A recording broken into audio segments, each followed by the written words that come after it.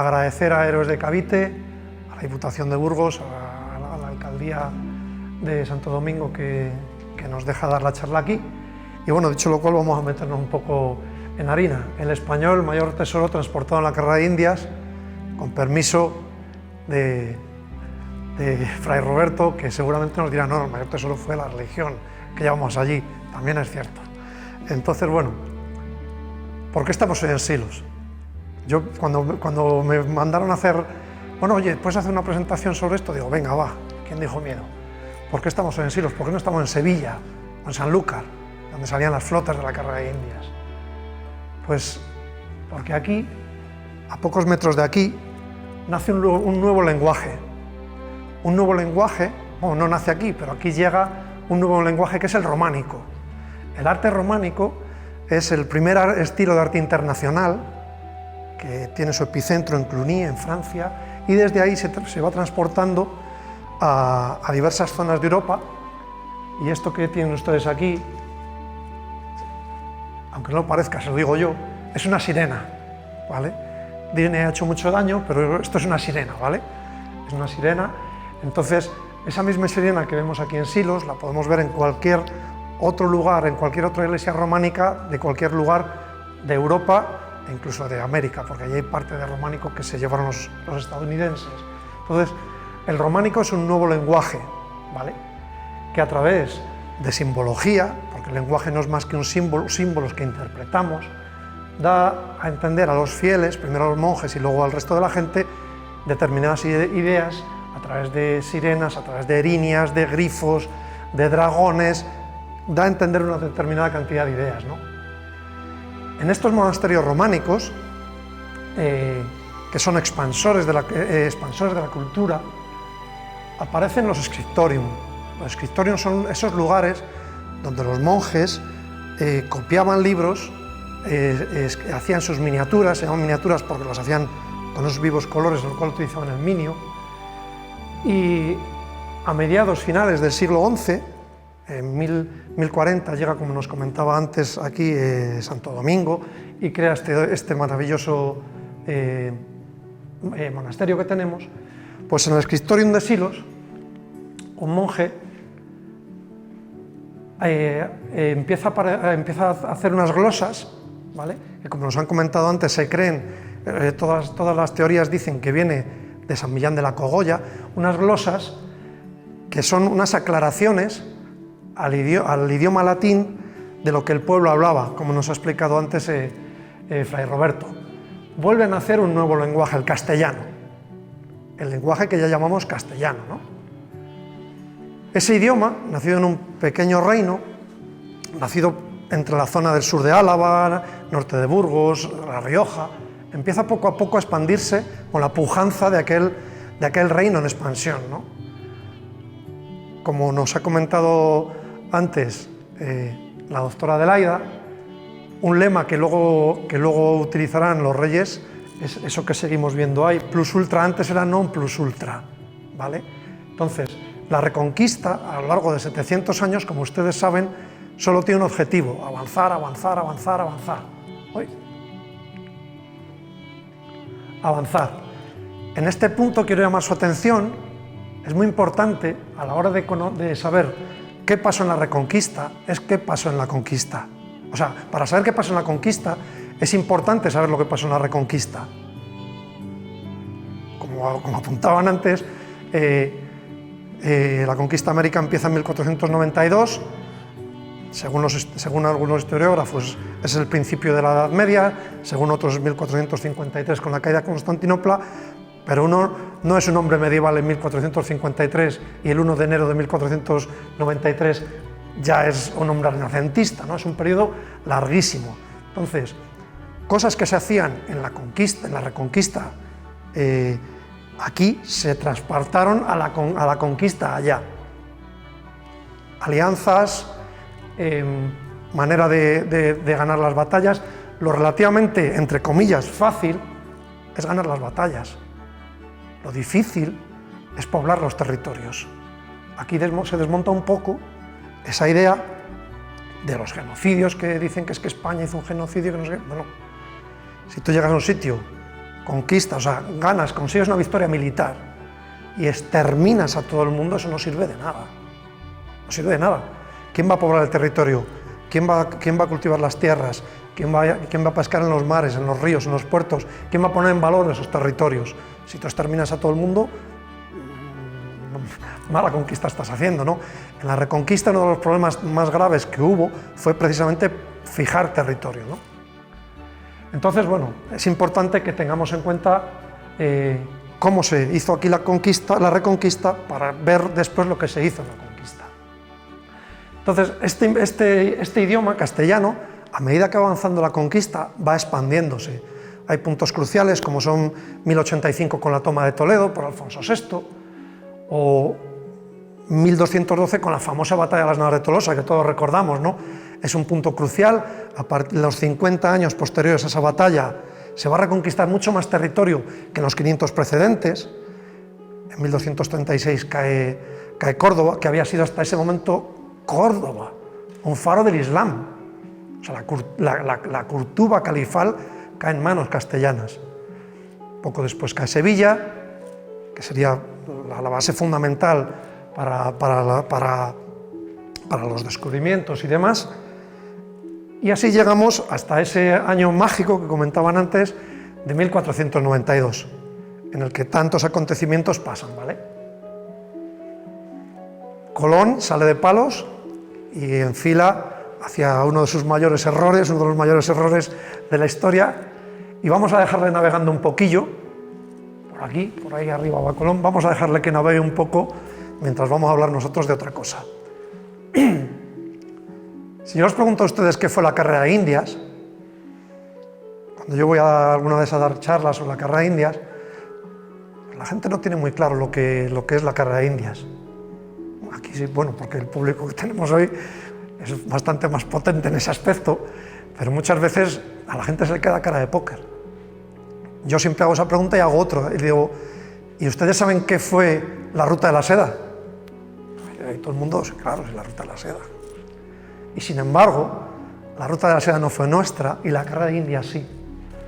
A lo largo de cerca de 250 años, 250 años, fue la ruta naval más prolongada en el tiempo, más exitosa y más determinante, y una de las más determinantes de la historia de la humanidad, ¿vale? Si yo os preguntase a ustedes cuántas naves piensan de la carrera de Indias que fueron asaltadas por los piratas, ¿qué me dirían? ¿Qué cantidad de ellas fueron? Así por encima. Un 10%, un 15%, un 20%, casi todas. Pues fue una ruta tan exitosa que entre un 0,8 y un 1% de sus naves fueron atrapadas por los enemigos. No vuelvo a decir que Hollywood ha hecho mucho daño. Siempre nos venden en estas películas los piratas asaltando las naves, los españoles medio analfabetos ahí. Entonces, bueno, pues esa gente no era tan torpe, ¿no? Dos veces lo consiguieron tomar las flotas de Indias total o parcialmente, otras dos las quemaron, el resto, durante 250 años, llegaron y salieron, entre comillas, sin novedad. Fue una ruta tan exuberante que cuando las mercancías llegaban a ese puerto de Sevilla, o a Sanlúcar de Barrameda, o a las Indias, se disparaba la inflación, sobre todo cuando llegaban a Europa.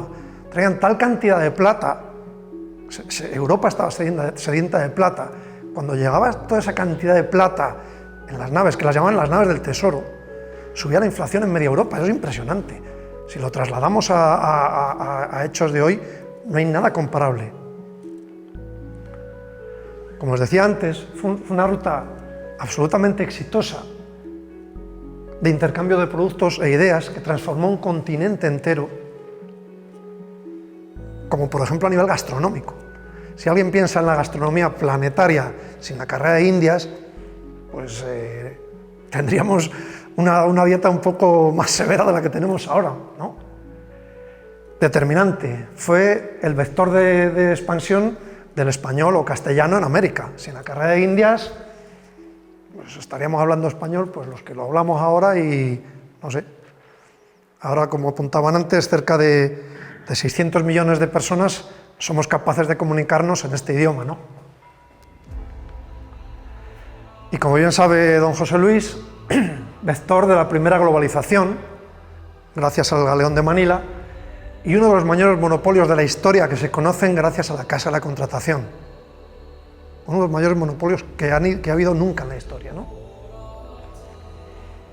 Cuando pensamos en la historia de España o de la monarquía hispánica, siempre nos han vendido que es que éramos un gigante con los pies de barro. Ese imperio español, claro que se sustentaban sus ejércitos en los tercios y demás, pero sustentaban una cosa, como en todos los imperios que en el mundo han sido, se sustentaban en el comercio y en el poder económico, hasta tal punto que fue capaz de imponer su moneda al resto del planeta. Esto que ven ustedes aquí son reales de A8 españoles. Como yo soy de Segovia, les he puesto el más grande de Segovia, ahí con el acueducto, hecho en el Real Ingenio de la moneda que mandó hacer Felipe II en Segovia. Pero hay reales de A8 con resellos de gran cantidad de países del mundo. Fue la primera divisa internacional de la historia, a lo largo de cerca de 300 años. Yo creo que eso llamaría un poco la atención, ¿no? En el mundo en que nosotros vivimos, la gran moneda, la moneda que domina todo, ¿cuál es? El dólar.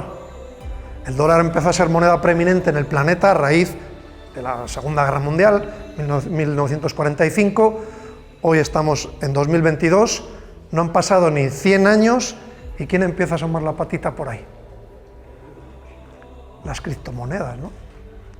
Todas estas criptomonedas ya están diciendo, que estamos aquí. 300 años es lo que esta moneda dominó los mercados mundiales. Se pueden encontrar monedas reselladas de China, como bien explica en su documental, que luego tendremos la oportunidad de ver don José Luis. Sin el aporte de las monedas de plata que llegaban a través del Galeón de Manila, China no habría podido hacer su gran despegue, ¿no?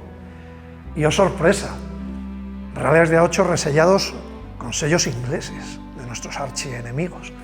Si los ingleses, holandeses, franceses, portugueses, etcétera, querían comerciar con Asia, tenían que ir a comprar, a cambiar reales de A8 españoles, y no los chinos, la gente no quería negociar con sus libras esterlinas o sus monedas extrañas, solo querían reales de A8 españoles. Cuando las 13 colonias de los Estados Unidos se independizan de Inglaterra, utilizan la moneda que existía allí. ¿Cuál había? Pues el real de A8, la moneda franca que había en todo el mundo, ¿no?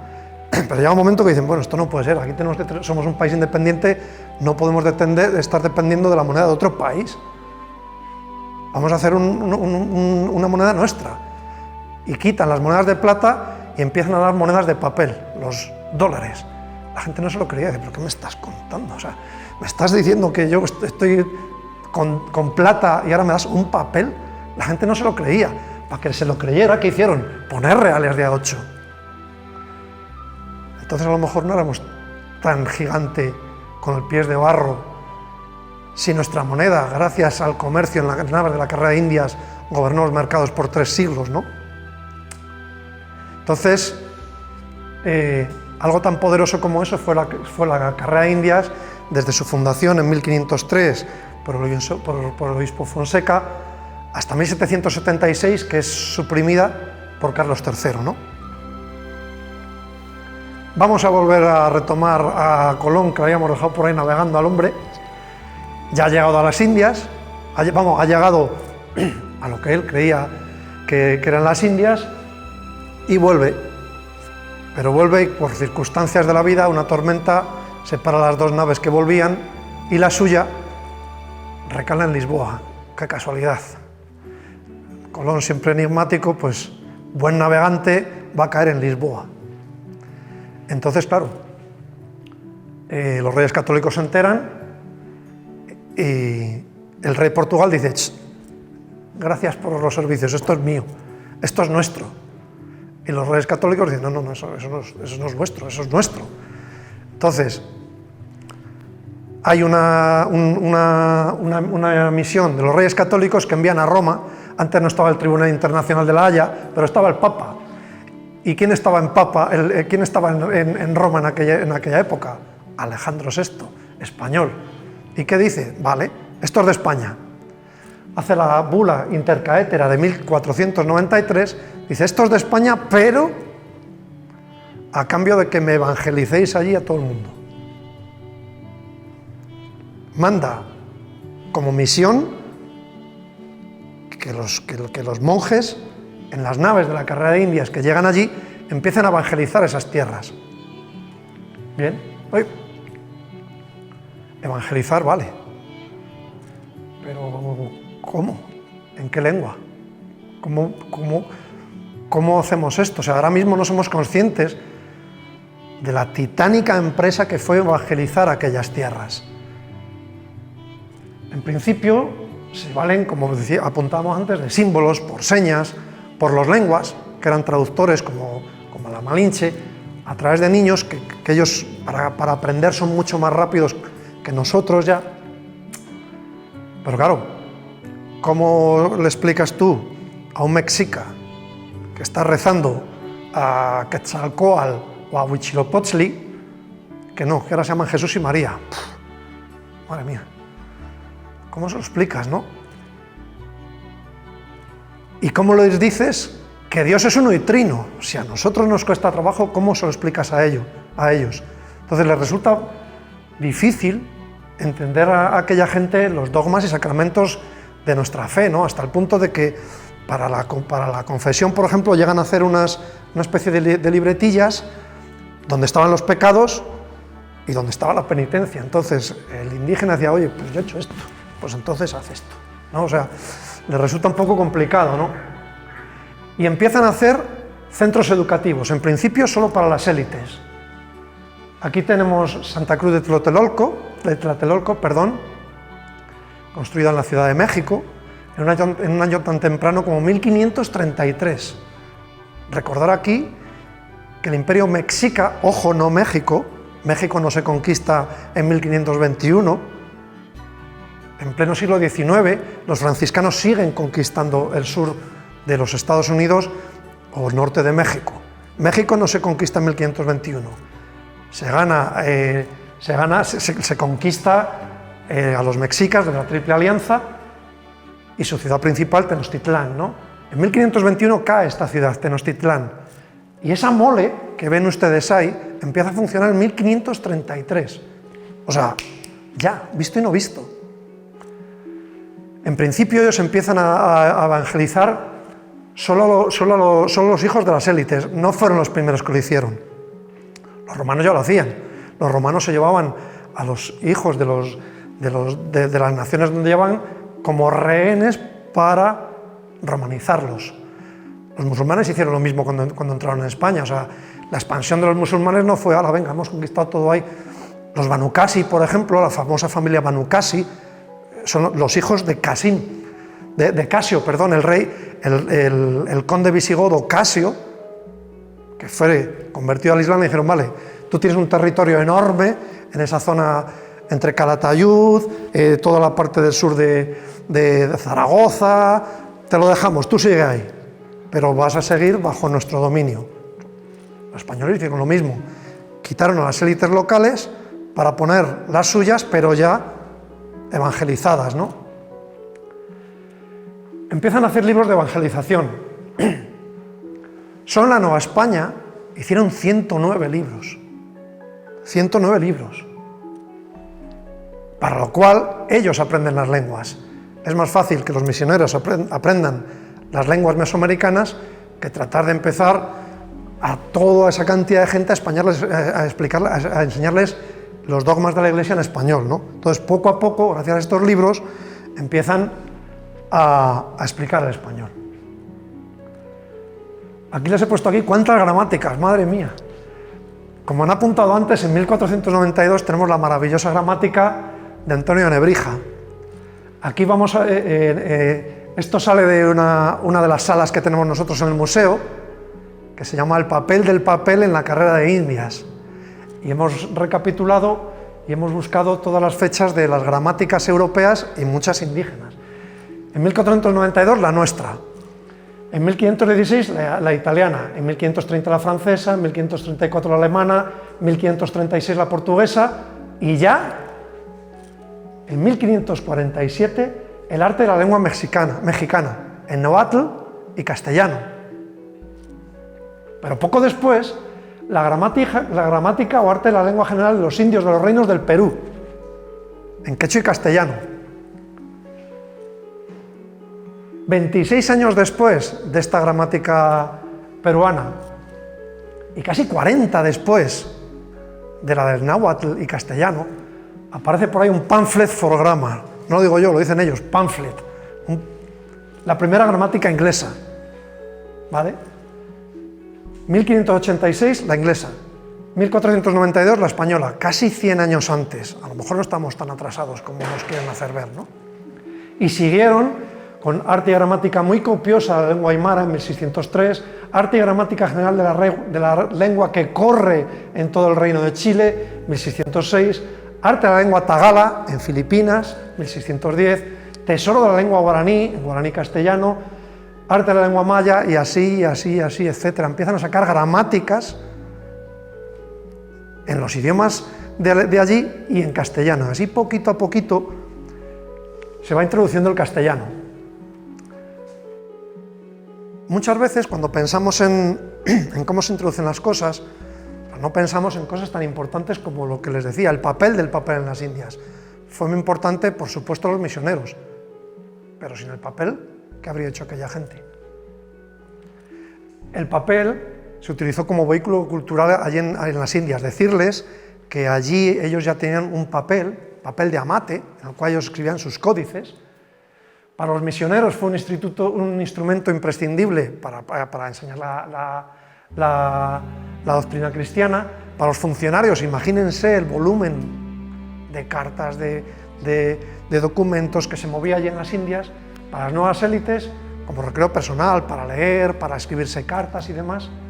Como dato, decirles que solamente en la segunda mitad del siglo XVII se embarcaron en las naves de la carrera de Indias cerca de 420 millones de hojas de papel. Es una salvajada. Este dato está sacado de la fabricación de papel en España e Hispanoamérica por doña María del Carmen Hidalgo Brinquis, casi nadie, ¿vale? Por eso decimos, nos tachan de que España era un lugar oscuro, inculto, hasta los propios reyes vestían de negro porque eran oscuros. No, quietos, los reyes vestían de negro no porque fueran incultos. Los austrias vestían de negro no porque estuviesen siempre de luto. Los austrias vestían de negro porque en las naves de la carrera de Indias, después de la plata, el segundo producto en importancia eran los tintes. La cochinilla, o sea, el palo de Campeche, da un tinte negro tan intenso que no se va. O sea, el vestir ese negro era el lujo extremo. Si ustedes han visto las fotografías de sus abuelas el día de su boda, ¿de qué color van vestidas? A lo mejor es que no eran tan oscuros nuestros antepasados, ¿no? A lo mejor es que era el lujo extremo, ¿vale? Dejan el negro para la monarquía y el rojo tan intenso que producían los tintes para la iglesia, ¿vale? España domina por completo el negocio de los tintes. A lo mejor no éramos tan oscuros. A lo mejor no éramos tan oscuros y tan incultos en pleno siglo de oro, ¿no? El siglo de oro español, que dura, dicho sea de paso, no un siglo, prácticamente más de siglo y medio, desde 1492 hasta 1659. A lo mejor no éramos tan oscuros y tan incultos cuando en 1539, 20 y pocos años después de la caída de Tenochtitlán, ya llevan allí la primera imprenta, porque tienen la necesidad de escribir, de expandir el idioma, ¿no? Pero es que en 1584 llevan la primera imprenta a Lima, en 1593 a Manila, en 1640 a Puebla, en 1660 a Guatemala. Y aquí tenemos un sello conmemorativo de los Estados Unidos con su primera imprenta en lo que hoy son los Estados Unidos en 1639. 100 años después, un siglo después de la primera imprenta que llevaron los españoles a América. A lo mejor no estamos tan atrasados, si en ese aspecto llevamos un siglo por delante, ¿no? Esta maravilla que ustedes ven aquí es la Biblioteca Palafoxiana de Puebla. Fue la primera biblioteca pública de toda América entera. La inauguró el obispo y virrey Palafox en 1646, para que la gente pudiera entrar allí a leer libremente. En 1852, 2 siglos después, se abre la que fue la primera biblioteca pública de los Estados Unidos, en Boston. 2 siglos después. A lo mejor tampoco estábamos tan atrasados, ¿no? Pero nos cabe preguntarnos cómo penetró el español en América, ¿no? Porque ahora, vale, sí, sabemos que es la lengua oficial en 21 o 22 países, que lo hablan cerca de 600 millones de personas, pero ¿cómo se llegó a eso? Es difícil llegar a un territorio tan extenso como América y que poco a poco tu lengua vaya creciendo, ¿no? Podemos distinguir 3 etapas bastante diferentes en la manera de expandirse el español o castellano. Primero en la época de los Austrias, segundo en la época de los Borbones y tercero ya con las nuevas repúblicas, ¿no? Lo cierto es que antes de las guerras civiles, les recalco este hecho, que tuvieron como consecuencia las independencias de aquellos países, y les recalco el hecho de guerras civiles porque cuando en el famoso Grito de Dolores, por ejemplo, que conllevó la guerra de independencia, que conllevó la independencia de México, una de las cosas que gritaron allí, por supuesto, viva la Virgen de Guadalupe, viva el rey Fernando VII. Pues no sé, si uno dice viva el rey de España, no creo que se quiera independizar en primera instancia, ¿no? El caso es que antes de que aquellas repúblicas se independicen, la realidad, tanto en las Indias orientales como en las Indias occidentales, es que menos de una cuarta parte de la población hablaba español o castellano. En Filipinas fue patente también, ¿no? El caso de Filipinas es diferente, por lo que ya sabemos que hicieron los Estados Unidos después. Los Austrias fueron muy tolerantes con los indígenas. Las leyes de Indias los protegían totalmente. Entonces, gracias a esas gramáticas, gracias a lo que se quería, ellos se querían que ellos se convirtiesen en la fe, ¿no? Entonces, las leyes de Indias les protegen y ellos van aprendiendo nuestro idioma, pero como decíamos antes, solo las élites. Las élites y aquella gente que quería aprenderlo para prosperar, como hoy. Hoy pasa, ¿qué lengua domina el mundo hoy? El inglés. Toda aquella persona que quiere prosperar, ¿qué tenemos que hacer? Pues aprender inglés. Tenemos que pasar por ese aro. Queramos o no, en aquel momento las élites, los empresarios, toda la gente hablaban castellano. Entonces tú, si quieres prosperar, pues tienes que aprender el castellano. Pero llegan los Borbones, que han bebido en la liberalidad francesa, etcétera, etcétera, etcétera, y dicen, no, esto de que aquí esta gente hable uno en náhuatl, otro en mapuche, otro... Esto se tiene que acabar. Una cosa importante para esto es la expulsión de los jesuitas en 1767 de todos los reinos españoles, como saben, como consecuencia del motín de Esquilache. Ellos tuvieron su parte de participación en lo que fueron las rebeliones de las nuevas repúblicas, pero llega Francisco Antonio Lorenzana como obispo de México en 1769 y escribe una carta a Carlos III diciendo que eso es un sin Dios, que hay cada uno habla la lengua que le da la gana, que hay que generalizar el uso del español, ¿no? O del castellano.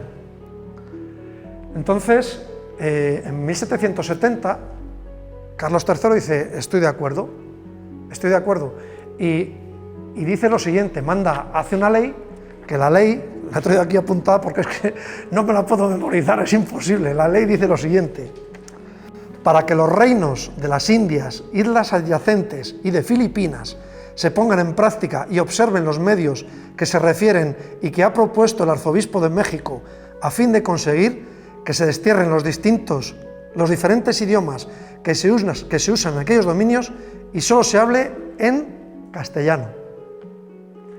Eso dice Carlos III en 1770, a puertas ya de aquellas guerras civiles. Entonces, curiosamente, cuando llega la mayor expansión del español o castellano en aquellas tierras, es justamente después de las guerras civiles, después de las independencias. Aquella gente imbuida en las ideas de la Revolución Francesa, de una nación, una lengua, que tanto promulgaba Robespierre, pero que a alguno le costó la cabeza por no hacerlo, pero que le costó trabajo imponerlo, puesto que en la Primera Guerra Mundial uno de los problemas que tenían los mandos franceses era que sus soldados entendiesen las órdenes, ¿no? Porque muchos seguían hablando en patuá, en la lengua de su territorio, pero bueno, volvamos a lo nuestro. Una nación, una lengua, dicen aquellos próceres de las nuevas repúblicas. Pero ¿cuál lengua? Porque ellos tienen la necesidad de separarse lingüística y culturalmente de España, que tanto les había oprimido, que tanto les había esclavizado, que tan malos habían sido. Pero al final llegan al acuerdo de que hay que imponer el español. Y los gobiernos criollos imponen el español. Poco a poco se crean las academias de la lengua americana, la primera en 1870 en Colombia. Hoy hay 22 trabajando en común en favor de nuestro idioma. Y como comentaba antes la doctora Adelaida, nuestro idioma es un idioma de ida y vuelta. Fueron para allá grandes cantidades de palabras, etcétera, pero volvieron en aquellas naves muchísimas palabras que utilizamos día a día, palabras, lógicamente, de nombres de cosas que no existían, como la patata, el tomate, una canoa, una piragua, pero otras tan curiosas: cacao, chocolate, tomate, barbacoa, patata, hamaca, huracán, caribe, cacique, caimán, caníbal, cigarro, cóndor, coyote. Muchas son de animales, de cosas que no existían: tiburón, guacamayo, colibrí, loro, butaca, jaguar, cacahuete, petate, los que hemos hecho la mili lo sabemos, el petate, piragua, y una tan curiosa como tanga. Hasta eso lo hemos tomado de aquellas lenguas. Era la prenda que utilizaban en Brasil los indígenas, ¿no? Entonces es un idioma de ida y vuelta, ¿no? El idioma fue para allá, pero volvió de vuelta gran cantidad de palabras que utilizamos comúnmente, ¿no? Poco podía imaginar aquel monje que en su scriptorium puso esas glosas silenses o esas glosas emilianenses en San Millán de la Cogolla, que esas letras que empezaban a despegar de un idioma que se hablaba en una pequeña parte de la península ibérica, iban a tener prácticamente medio planeta con más de 1 millón de hispanohablantes. Todos esos países que ustedes ven ahí, hoy tienen más de 1 millón de hispanohablantes, y todo empezó porque uno de esos monjes hizo unas glosas, como las glosas silenses tan maravillosas que tenemos aquí, en su scriptorium medieval hacia mediados finales del siglo XI. Con todo ello, bueno, pues era lo que yo les quería comentar. Les agradezco mucho su atención. Si tienen alguna pregunta y se las he contestar, pues lo haré. Y nada, les invito a visitar nuestro Museo de la Carrera de Indias. Tenemos un pequeño canal de YouTube en el que gente tan importante como Carlos Martínez Sao, como Braulio Vázquez, o sea, no es que yo soy un pelanas de un pueblo de la granja, pero hay gente aquí muy potente, grandes historiadores, doctores en historia que participan con nosotros, el profesor Eduardo Juárez Valero de la Carlos III. Entonces, todos nos ayudan en la creación de salas. En el museo, todas las salas tienen un vídeo en el que hablamos, por ejemplo, pues de qué fue el Galeón de Manila, qué fue la Carrera de Indias. En esos vídeos intervienen personas de reputado prestigio, como les digo, doctores en historia, profesores universitarios, y a partir de ahí luego ponemos nosotros mucha más información en cada una de las salas. Tenemos salas de la moda en el Siglo de Oro, estamos preparando una de la artillería en el Siglo de Oro, estamos preparando una de los navíos en el Siglo de Oro, tenemos la del papel, la de la carrera de Indias, el galeón de Manila, los reales de A8, tenemos diversas salas que les invito a visitar. Y nada, muchas gracias por su atención y si tienen alguna pregunta, pues encantado de resolvérsela.